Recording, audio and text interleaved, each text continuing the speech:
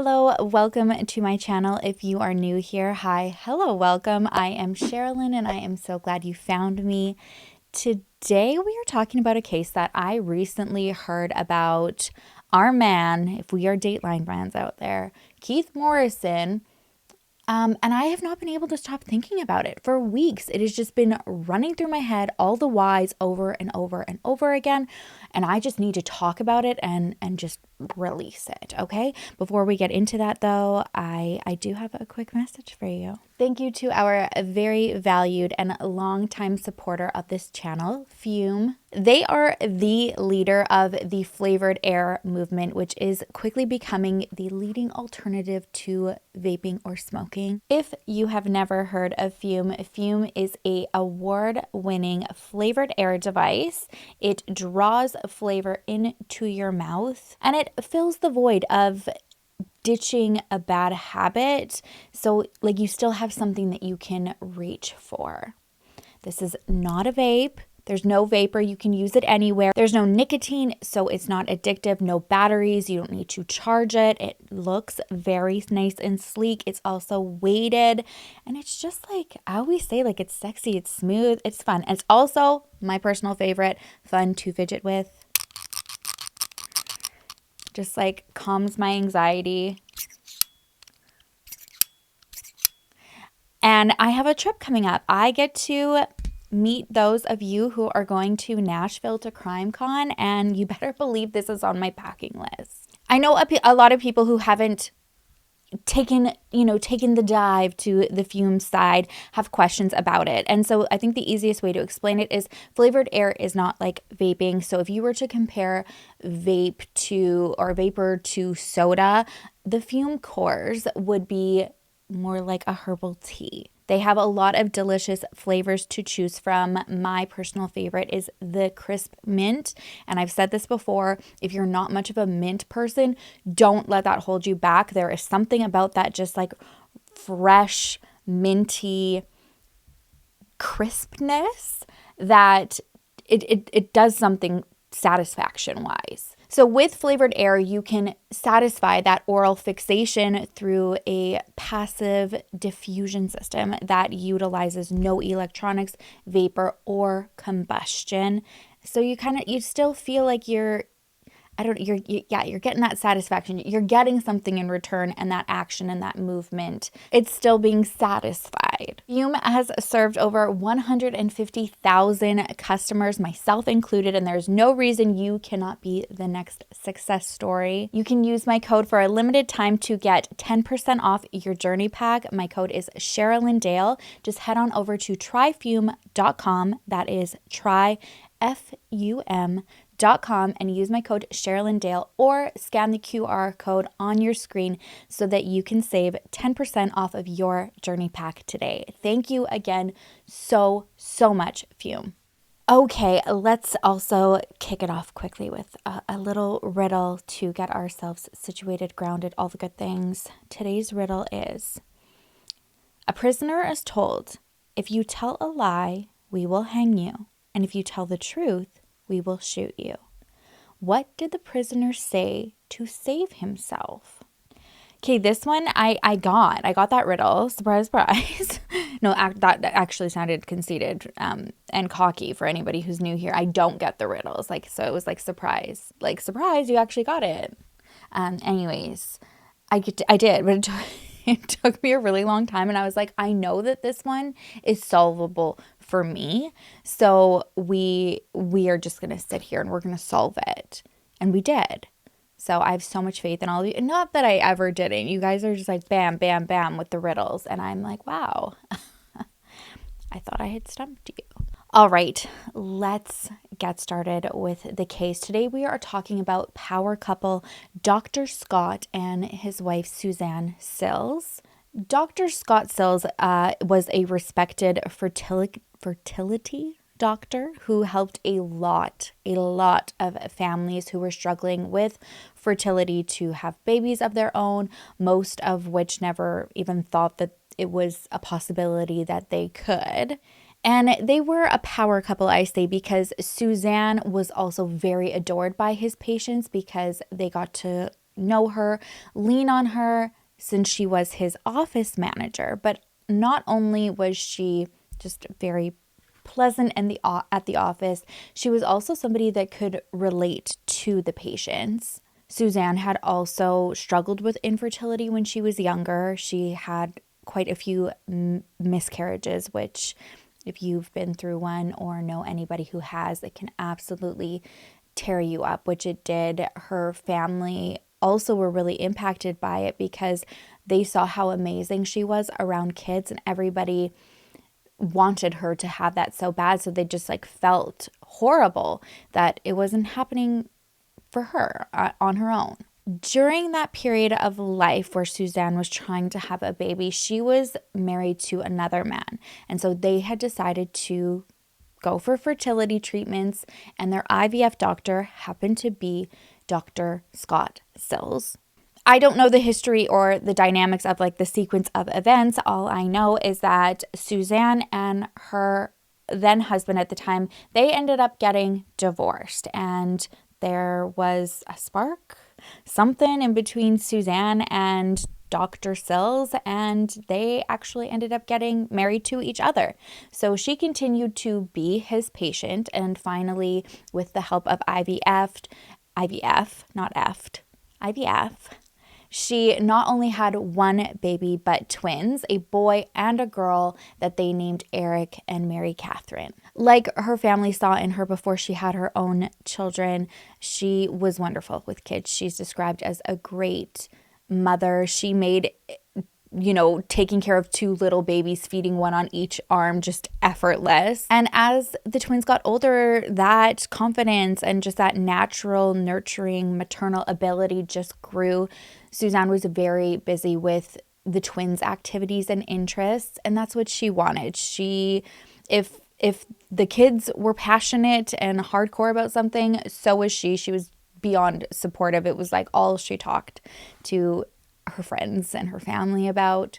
And she showed the same support to Scott in his career, which took them all over the world. They lived in Atlanta, New York, North Carolina. They even lived in Ireland, and then ultimately in California. And once they got to Southern California, Dr. Sills ended up opening up his own practice in Carlsbad. Even though he was kind of like settled in roots and they weren't traveling as much with his career, his research continued to just flourish and got a lot of attention. He was flown around a lot for conferences, wrote a lot of medical papers, and he even made appearances on The Doctors. I feel like this isn't the first time somebody that has been featured like on a true crime show has been on The Doctors. I'll have to look into that. My impression of hearing about this family as a whole is that they were just really like a unit. Everybody was supportive of everybody's dreams and aspirations. Susann and her daughter even had a little YouTube channel going. Susann had auditioned to go on Survivor, all while still lifting up her children and being side by side with her husband to run his practice, which she not only was suited for because of her experience with IVF, but she also had a business degree from University of Miami and experience in marketing. She's just described as one of those people who was just like really good at everything. Intelligent, energy, enthusiasm for days, especially when it came to her kids and her husband. So on Veterans Day weekend in November 2016, it was scheduled to be one of those things that Susann and Scott were supporting their kids in. It was a celebration at Eric's school. He went to the Army and Navy Academy.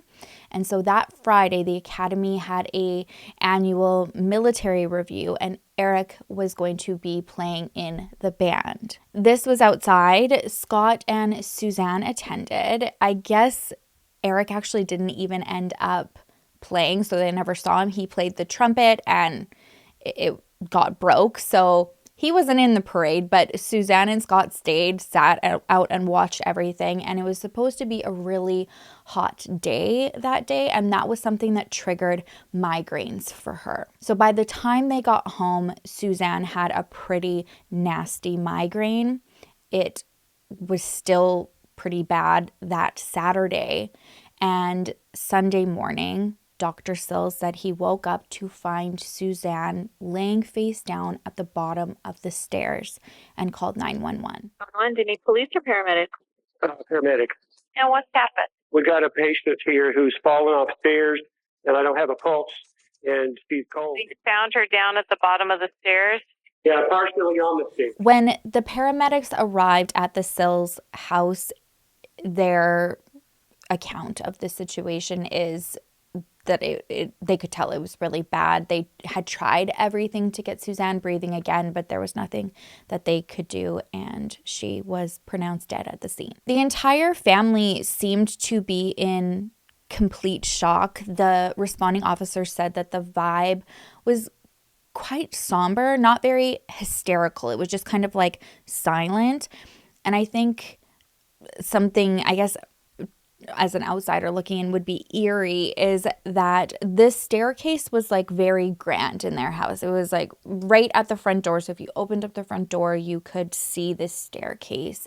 And it was actually a staircase that Susann had envisioned being just a beautiful setting for her daughter to walk down in her wedding dress, like at her wedding. And now their mom, who's only 45 years old, is dead at the bottom of these beautiful stairs. It didn't make sense to anybody. And when Dr. Sills called Susann's mother, Teresa, and told her, same kind of reaction. It was just not computing, not making any sense. She actually was sleeping at the time he woke her up, and she said, I can't talk about this with you right now. I need to go to bed. I will talk to you in the morning. Because she was just waiting for an explanation or something to understand, or, you know what, actually we made a mistake. So she tried to go to bed just laying there, hoping for the phone to ring to say, you know what, yeah, it was actually a really nasty fall.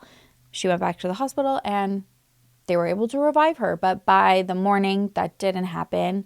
And she knew that her daughter was gone. When she talked to Scott the next day, they're kind of running through scenarios, and she's thinking the only thing that can make sense right now is maybe it was an aneurysm. And Scott said maybe, but really he's just, on the outside, it looked like she slipped and just fell down the stairs, and that it was just this innocent accident, which was also, that was something very hard for her mother to process, because she explained Susann as very agile and athletic. She was a former high school cheerleader who did, you know, like all the flips and the turns. She was very steady on her feet and not somebody who was ever considered clumsy. Her mom even said that when she was little, learning how to walk, she was just really good on her feet and with balance. When she got a chance to talk to the investigators, she said that to them. She said, you know, I wanted them to know that she was a 45-year-old woman, but she was even like younger than her years and extremely physically capable and agile and athletic. And the investigators basically were like, absolutely, we understand this, but, you know, accidents, they do happen. And once she heard that, she was able to just kind of start processing and accepting that that is what happened. She had no reason to think that the investigators hadn't done a thorough investigation. And so she assumed that when they said that to her, it was just a closed case, and she was moving on with life, accepting that this tragic accident had happened to her daughter and her family. Aside from just not being able to accept like a slip and fall and clumsiness, there really wasn't any indication of anything suspicious in Susann's life. Susann and her mom talked often, and she never heard Susann say there were any issues besides like usual marriage kind of couple gripes of like, oh, he was supposed to do this around the house and didn't type thing. Susann's brother had said the vibe of their marriage was just that Scott was very much like a doctor, quote unquote, like typical doctor. He just had like those doctor social skills where he kind of just explains him as more like, you know, like deadpan, little awkward. And he said Susann loved it though. Like, she thought he was really funny. He was a great husband, a really good father. He's obviously a great doctor. He is described as the type of doctor where one of his patients said he had actually ran after her in the parking lot when he found out that she had left her appointment crying, sitting in her car, just like losing all hope of a chance of having a baby. And he knocks on the window and says, everything is going to be okay. We're going to figure it out, which he did. This woman ended up having a boy and a girl. So that's kind of what a lot of people just focused on, was like all of that good. And what Susann's family didn't know is that there was an investigation going on behind the scenes. And it started like a typical investigation, kind of just crossing the T's, dotting the I's. And they wanted to rule out the possibility that maybe there was an intruder that came into the house and the family didn't even know, which they did look into, but there was no sign of a break-in. All of the doors were locked. They had alarms set. There were also 2 dogs that would have most likely alerted if there was like some type of a commotion from people trying to get in the house. Something that made it difficult was not even really having an idea of when this all transpired. Because of the migraine that Susann was having, she didn't even sleep in her and Scott's bedroom. So Scott couldn't even really give an idea of when this fall had happened because he never heard her or felt her get out of the bed. That Saturday night, Susann went to sleep in her daughter Mary Catherine's room. She wanted to just sleep by herself, get it nice and dark, and try to make herself as comfortable as possible because this migraine was relentless. Still on her daughter's door were Post-it notes that Mary Catherine had wrote for her mom to say, I know you're tired, get some rest, I love you, your iPad is charging, and try and sleep in. Scott said the last time that he checked on Susann, it was Saturday evening. He went and checked on her in Mary Catherine's room and said that she was still on her computer or her iPad, and she was sending some emails to some clients in China. And he knew she was still not feeling well, really needed the rest, and the light from the screen was probably not beneficial. So just said, put the work away, get some rest. Like it'll still be there when you're feeling better. And he said he went to bed. And then the morning when he woke up, he found Susann at the bottom of the stair. Now, investigators looked at that area where her body was found, and they discovered some items that kind of seemed out of place to them. Off to the side of her body was this stainless steel pot, kind of like a spaghetti pot. There was also her purse, a scarf, and then an empty bottle of medication. Scott told investigators the medication was something that she would take for her migraine and probably took it the night before. And then the pot didn't seem too odd to him because it was something that she sometimes kept close to her in case she was going to be sick. When I heard that, this is such a side note, but I was like, I wonder how many other families out there use like this, remember using the same big bowl to be sick in, but it was also like the family popcorn bowl. I know it's not just me. I think I saw a TikTok or something like that about that too, and I was like, wow, that is so messed up. It's something that I've forgotten about, but also could relate to. So it kind of made sense at a glance that, okay, well, maybe she had taken this medication, was a little bit groggy from it, tripped on the stairs, and like dropped everything as she fell, even though nobody in the house had like said that they heard a fall or anything like that. That theory was kind of quickly kiboshed, though, when the investigators started to search the house, specifically Mary Catherine's bedroom where Susann was for that weekend. As they entered, they noticed it was pretty well kept, especially for a 12-year-old. Everything was very neatly placed in there. The bed was nice and made, nothing tossed around, nothing really out of place, except there were these pristine white curtains, and they saw what looked like blood, almost like it was like finger impressions, like somebody had touched them running down them. As they got closer to that area, there was a nightstand right underneath it, and there were also some bloodstains on the nightstand and on the wall. And then on the floor beside that area were clumps of hair, which kind of looked like longer hair belonging to a woman, but they couldn't tell who in the house it belonged to, whether it was Mary Catherine or Susann. What they could tell just by looking around was signs of a struggle or something happening in that room at one point. Now remember, when Susann was found at the bottom of the stairs, there were a number of items around her. And when they see everything that's going on in the bedroom and they start taking a closer look at the items by the stairs, particularly a scarf that was near her, they had even more concerns. They learned that Dr. Sills and Mary Catherine had found Susann. And when they found her, she initially had that scarf around her neck, and Mary Catherine removed it when her father started doing CPR and had tossed it to the sides. So when detectives take a closer look at this scarf, they see what looks to be blood stains on it. Ultimately, all of the blood evidence was collected. It was brought for forensic testing. One of them being the coroner, who did a preliminary body exam and saw an alarming amount of injuries on Susann, more than they felt was consistent with a trip and fall down the stairs. Susann had injuries on her face, her ears, her neck, her hands, and she had defensive wounds on her arms, so bruising on her forearms and her hands. And it was also reported there were even injuries on her feet and shins as well. It wasn't just the number of injuries that she had specifically that had caught the coroner's attention, but the most alarming one was a ligature mark that was around her neck. And through the investigation, it's easier to try to justify and make sense of bruises and marks on a body, even if the coroner was feeling like, wow, this is a lot than what we normally see.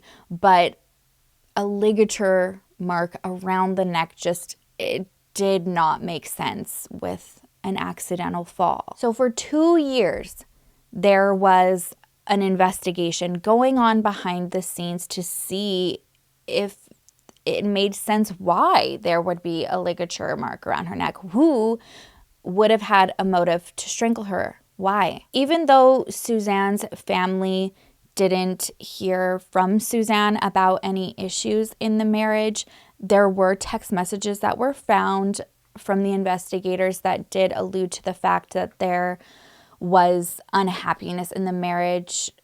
Specifically from Susann, she had sent a text to Scott that said, "I will never be free, ever." And she said to him also, "You are killing me. Don't you see it? I just want out." So pretty telling. I mean, I don't think that could be taken any other way besides the fact that she was not happy, wanting to go out, and for whatever reason she's expressing on the text that he's made it clear that, or she's feeling that he has, that's not a possibility. They also found out that Dr. Sills had sent this long, love letter. It was described as a manifesto to a woman named Marie, and this was sent 2 weeks after Susann died. And they come to find out that Marie and Dr. Sills had actually met a year prior to Susann's death. I guess he found her on Facebook in 2015, added her. They just innocently corresponded for a bit, and Marie said that it seemed like Scott was kind of implying that Susann was seeing somebody behind his back from a website called patrick.net. My understanding is this is like a conservative forum. And so it just kind of started as venting and talking, get to know each other, progressed to kind of a relationship. And a month before Susann died, Marie and Scott met in person. They had gone for dinner, and her description of this date, I guess if you want to call it that, was a dinner. And she said it was obvious, I think that he was interested, but she got the ick. She said there was no game whatsoever, and just left that dinner not interested in, pursuing anything physically and didn't want to see him again in person. It sounds like that ick kind of intensified after Susann had passed away, and then she gets this big love letter confession manifesto from him, and she knew that his wife had died and was like, I cannot talk to this person, but was useful for investigators. The Patrick.net thing comes up again in the investigation, and I guess the investigators had found a printout in the home office that Scott had in the home, and it was from this site, and there was a message from a person on there, called themselves like 10-pound bass or something like that, and they had sent a message saying, you must have a pretty cool husband. And this message or comment was a response to something that Susann had posted on this site, and it was a photo of her breasts and a description in there saying that she had lost a bet with her husband about the presidential election, and that this was her punishment for losing the bet. So this person's response was like, oh, you must have a pretty cool husband. To which she replied, well, yeah, but it's exhausting for him. It's not easy being married to somebody who's half naked, posting alluring pictures all the time. So this exchange was printed out and it was sitting in his office. When Scott was asked about this, he said he didn't even know who printed it. He assumed that it must have been Susann, which I guess we will never know. It very well could have been, but for the investigators looking at all of the evidence collectively, they believed that Scott had come across this exchange, possibly that Saturday evening, confronted Susann, there was a confrontation, and it ended with him taking her life. So they submitted everything that they had with that scenario to the DA. And the DA, looking at it, agreed that there were a couple things that stood out in terms of some form of altercation. Obviously, the blood stains in Mary Catherine's room, but also the clumps of hair in there too. If she had fallen down the stairs, it made no sense that there was signs of an injury prior to her falling down the stairs, which would have given her those injuries there at the bottom of the stairs. This was in the bedroom. Then there was the ligature mark around her neck, and what got me was that the lividity in her body didn't align with the fall or the position that she allegedly was found in from this fall. So the lividity, which is like the pooling of blood after you die, it was pooling on her back, but she was face down on the stairs with her head lower than her legs. So like her head here, her legs up here, you would assume that the lividity would be kind of like to the front and more like forward on the body in the head area, not your back. The D ended up filing first-degree murder charges against Scott Sills in April 2019 and actually arrested him on his way to work. And it wasn't until his arrest that Susann's family finds out, absolutely dumbfounded, when they get a call from the prosecutor that he's arrested for murdering Susann, when they had no idea there was even an investigation going on. They had no suspicions themselves, nothing. And when I heard that, I was like, I couldn't imagine putting myself in that situation, just carrying on with life. They made huge efforts to stay in the children's lives. Even Susann's mom said when she saw Scott, like she always made an effort to just, be a comfort for him because she felt bad for him that Susann was gone, and didn't always agree with the way that he handled it because, according to Susann's family, Scott kind of tried to like wipe away any existence of Susann. Pictures of her were removed.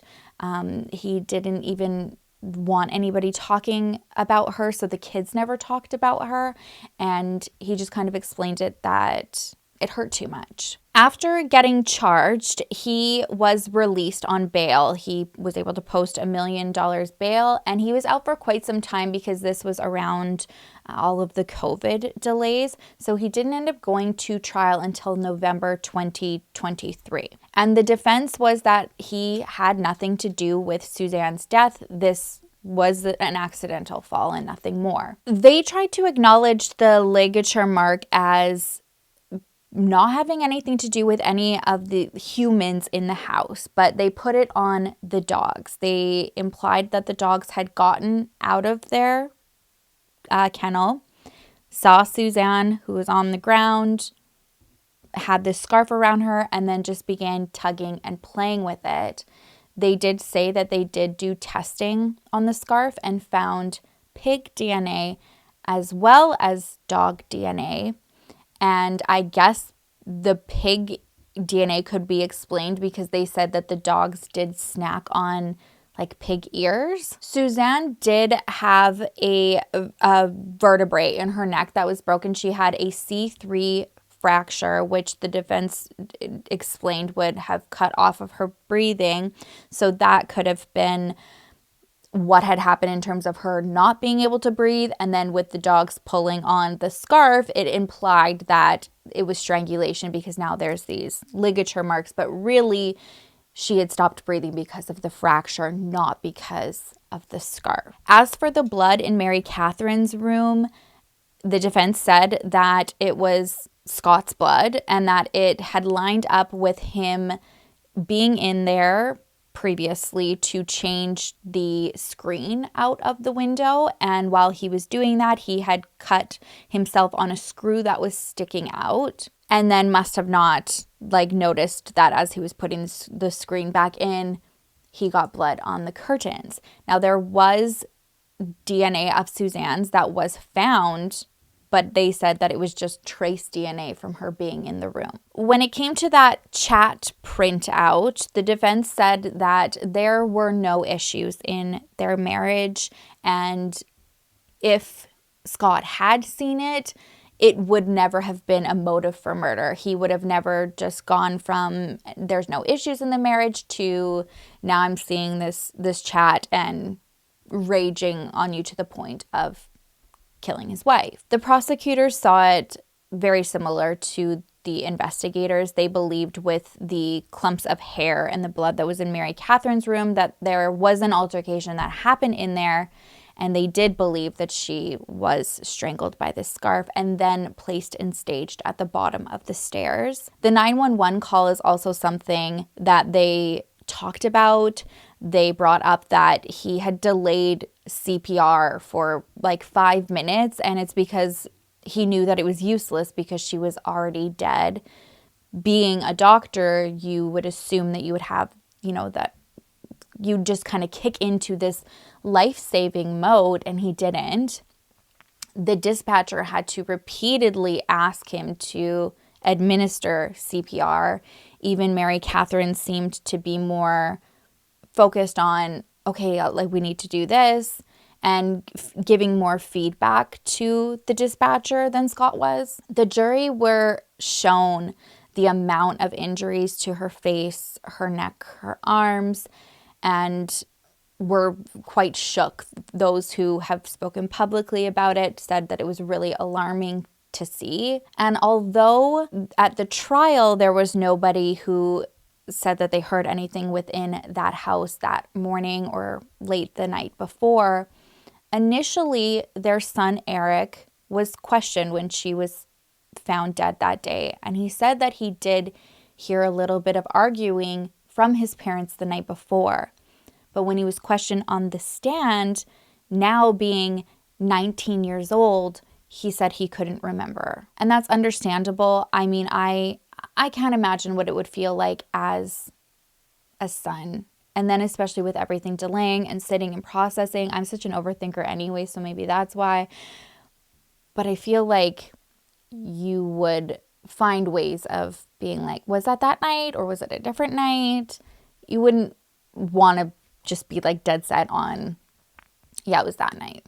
And this is my dad that I left. One thing prosecutors, I think they actually started out trial with saying, I know that a lot of people expect motives in murder cases, but this is not something that we are going to be able to provide. Obviously, they went through things like the topless photo printout in the office and alluded to the fact that maybe that was a catalyst for him being angry. And even though a lot of people didn't see or couldn't see that side to Dr. Sills, and everybody had so much love for him because of what he had done for other people's family, there was a woman who was interviewed on Dateline, and she was actually an egg donor patient who had personally seen a side to Dr. Sills that she said terrified her. She was seeing him for egg retrieval so that she could be a donor to a family that was struggling with fertility. And so prior to surgery, she needed to prepare. She was taking medications, doing injections, and she actually ended up getting really sick from it. Told Dr. Sills, I'm not, this is really doing a number on me. And he allegedly said, like everything's okay, keep up with the treatments, and we're going to move forward with the surgery. So she did. She ended up having the egg retrieval, but after she got even sicker, she was fever, she was really, really swollen, couldn't breathe well, went to Dr. Sills. He did a surgery to relieve the fluid, which she said didn't work. So he said he was going to do it again. And when she was like, no, there's something wrong. What's wrong? Let's figure it out. She said he was not happy to be questioned. She saw this evil, just blank in his eyes. So she ended up going to the hospital and actually had pneumonia, needing more surgeries, needing a blood transfusion. And once she recovered, she sued Dr. Sills and again said that he would just look at her and just try to burn through her with his eyes. I guess that ended with her settling, and he was just able to keep on keeping on, and it was just kind of swept under the rug like nothing had happened, which was a whole other issue, she said, to her healing and trauma, because she just kind of felt wow, nobody cares. It's just kind of oh yeah, let's pay you off and I'm just gonna carry on, when she had this really traumatizing experience. The jury ended up deliberating for 3 hours before ultimately coming back with a verdict of guilty of second-degree murder.